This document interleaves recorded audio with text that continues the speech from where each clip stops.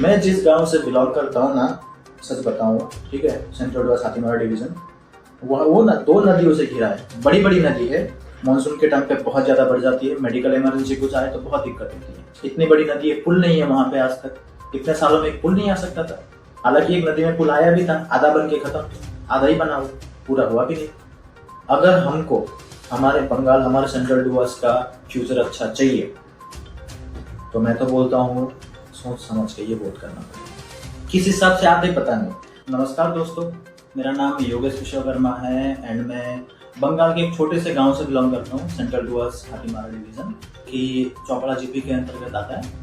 तो आज मैं बंगाल पे ना कुछ फैक्ट्स और कुछ पॉइंट्स पे बात करना चाहूंगा, ठीक है, जो कि मैं पूरा लेके बैठा हुआ हूँ यहाँ ऑन पेपर भी। दोस्तों, जैसे कि आपको मालूम है, अभी विधानसभा चुनाव 2026 होने जा रहा है। पहला जो फेज है वो 23 अप्रैल 2026 को और दूसरा फेज जो है वो 29 अप्रैल 2026 को हो रहा है। देखिए, 2011 से लेकर के 2026 तक यानी कि 3 इलेक्शन हुए। 2011 से 2016, 2016 से 2021, 2021 से 2026, यानी अब तक 3 इलेक्शन में तीनों के तीनों बार तृणमूल कांग्रेस यानी कि ममता बनर्जी जीतती आ रही है। 15 सालों में ना बंगाल का ग्रोथ अगर मैं आपको बोलूं तो 5 से 6% है। अगर बाकी स्टेट का आप डेटा उठा के देखोगे तो 20 से 25% मिलेंगे आपको। कोई कोई राज्य में 15 से 18%, कोई कोई राज्य में 20 से 22%, कोई कोई राज्य में 20 से 25%। ठीक है, मैं उन राज्यों की बात कर रहा हूँ जो बहुत ही अच्छा खासा जीडीपी इंडिया का योगदान में देती आ रही है, जैसे बेंगलोर हो गया, ठीक है, कर्नाटका हो गया, गुजरात हो गया, महाराष्ट्र हो गया, ये सब। देखिए, एक समय ऐसा था, अंग्रेज ने शासन किया ना, सबसे पहले बंगाल लूटा, ठीक है। बंगाल लूटने के बाद ईस्ट इंडिया कंपनी का स्थापना किया। उस टाइम पे बंगाल का जीडीपी कितना होगा आप सोचिए, 20%। पूरे वर्ल्ड वाइड में 20% अकेला बंगाल का योगदान है जीडीपी में। आज की तारीख पे 5 से 6% का है। मतलब समझ रहे हो कहां से कहां पहुंचे। 14 से 15% का बढ़ोतरी हुई है। कोई भी स्टेट की जीडीपी बढ़ती है उसके इंडस्ट्रियल, एजुकेशन, ठीक है, और एम्प्लॉयमेंट से। मैं 5-6 सालों से गुजरात में हूँ। मतलब घर से कोई दूर क्यों रहता है कमाने के लिए। अगर बंगाल में वो सुविधा होती, बंगाल की एवरेज सैलरी में बोलूं आपको, बंगाल की एवरेज सैलरी है 8 से 12,000 रुपए। आईटी सेक्टर की बात करूं तो 25 से 35,000 रुपए। मैं आईटी सेक्टर में हूँ, ठीक है। यदि मैं आपको दूसरे स्टेट के बताऊं ना, गुजरात में एवरेज सैलरी है 15 से 25,000 रुपए और आईटी सेक्टर की सैलरी है 50 से 1.5 लाख रुपए। मतलब कहाँ 8 से 15,000, कहाँ 35 से 40,000 और कहाँ 60 से 1.5 लाख रुपए। एवरेज सैलरी की बात कर रहा हूँ मैं, जो स्किल्ड है, हाई पोस्ट पे है, उसकी सैलरी तो लाखों में होती है। बंगाल में होती नहीं होती। अब आप बोलोगे कि बाकी स्टेट में महंगाई भी तो इतनी ज्यादा है। अरे भैया, महंगाई की मैं आपको एक डिटेल बता दूं।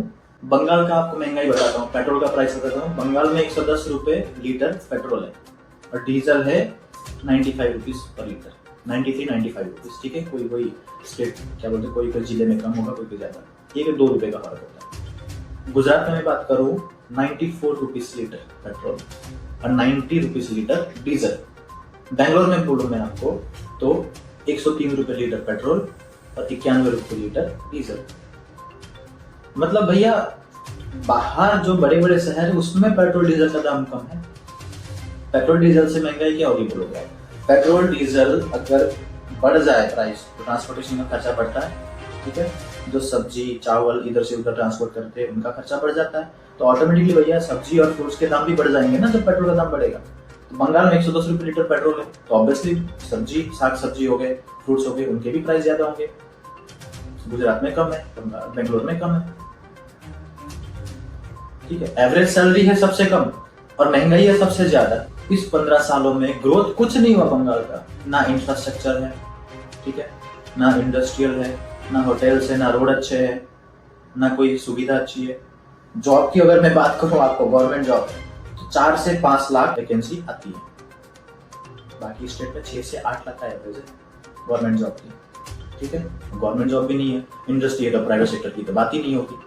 मजबूरी है हम जैसे लोगों को बाहर आके कमाना पड़ता है। एजुकेशन सिस्टम की बात करूं तो ऑल ओवर इंडिया में नंबर 1 पे आता था एक समय पे, लेकिन आज के टाइम पे यूपी बिहार आ रहे हैं। वहां से सबसे ज्यादा IAS IPS निकल के आ रहे हैं, बंगाल की, क्योंकि पिछड़ गया अभी बंगाल, ठीक है। जॉब के मामले में कुछ है नहीं, रोजगार मिल नहीं रहा युवा को। और आप युवा साथी, हाँ, महिला भंडार क्या क्या दे रहे हो? 1000, 1500, 2000 से क्या होगा? आज के महंगाई के समय में 1000, 2000, 3000 से घर चलेंगे? नहीं चलेंगे ना। आप रोजगार तो नहीं दे पा रहे, मजबूरन हमको बाकी स्टेट में आके कमाना पड़ रहा है। और जहाँ कमाएंगे वहीं खर्च भी करेंगे, और जिस स्टेट में ज्यादा कमाएंगे, ज्यादा खर्च करेंगे, उसी स्टेट का जीडीपी ज्यादा होगा, और जिस स्टेट की जीडीपी ज्यादा होगी उसी स्टेट में डेवलपमेंट ज्यादा आएगी। सिंपल सी बातें। अगर आपको अपना भविष्य बदलना है तो आपका जो वोट है वो खाली एक बटन दबाने का माध्यम नहीं है, एक सरकार चुनने की, ठीक है। जो विधानसभा वोट हो रहे हैं, आप सीधा सीधा ऑब्वियसली सीएम को वोट नहीं करते हो, आप एमएलए को वोट करते हो। हमारे बंगाल में 294 सीट्स है, 294 सीट्स है। सबसे ज्यादा सीट्स जो पार्टी जीतेगी उसी पार्टी सरकार आएगी। तो सोच समझ के वोट दो। अगर आपको लगता है टीएमसी अच्छा काम कर रही है, ऑब्वियसली उनको वोट करो। क्या पता अगला 5 साल वो और आगे लेके जाए, हो सकता है पीछे भी कर दे फिर बाकी स्टेट से। आज तक तो पीछे ही देखा मैंने, आगे तो देखा नहीं। हमें हमारे भविष्य की चिंता है, ठीक है। हो सकता है कई लोगों को नहीं है, उनको सिर्फ 1000, 2000, 1500 में पूरे फैमिली के वोट बिक जाते। मैंने देखा है, ठीक है, ऐसे नहीं बोल रहा हूँ, मैंने देखा है 1000, 1500, 2000 में पूरे फैमिली के वोट बिक जाते हैं भैया। अपने वोट को समझो आप। यही तो इलेक्शन के टाइम पे जनता पावर पे आती है। अब जब पावर पे आती है तो सही इस्तेमाल भी करना चाहिए।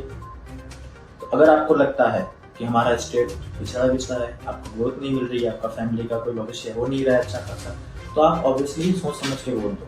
क्योंकि आप ऐसे ही बटन दबा के किसी को वोट दे के आ जाओगे, वो आपका अगला 5 साल डिसाइड करेगा कि आपका भविष्य कैसा होगा। 5 साल में आपको कितना नौकरी मिलेगी, आपका एजुकेशन सिस्टम कैसा बनेगा, हाँ, आपके आसपास के रोड कैसे बनेंगे, आपके आसपास हॉस्पिटल आएगा नहीं आएगा, ये डिसाइड करती है जब सरकार चेंज होती है किसी स्टेट की। नए रूल लागू होते हैं, नई पॉलिसी आती है, नया इनकम स्ट्रक्चर चालू होता है, हाँ, होटल्स बन जाते हैं, इंडस्ट्री बन जाती है, आपको रोजगार मिलने लग जाता है। अरे जब हमारे बंगाल में गवर्नमेंट जब नहीं मिल रही तो इंडस्ट्री तो होना चाहिए, इंफ्रास्ट्रक्चर तो होना चाहिए, जिसमें हम प्राइवेट सब सेक्टर से भी कमा ले। नहीं, दुकानों में जाके काम करनी पड़ती है 5-10 हज़ार की सैलरी पे। और 5-10 हज़ार आज के 2026 के टाइम पे क्या ही वैल्यू होती है बताओ। जिस टाइम पे टमाटर 110 रुपए किलो पहुंच जाते हैं, प्याज 110 रुपए 120 रुपए किलो पहुंच जाते हैं, उस टाइम पे 10-12 हज़ार की सैलरी क्या होती है? कुछ काम आती है? कुछ नहीं आती। मैंने ये देखा है जितने भी जगह पे स्टेट गवर्नमेंट और सेंट्रल गवर्नमेंट एक ही है, सेम ही है, उस जगह का डेवलप ज्यादा हुआ है, जल्दी भी हुआ है।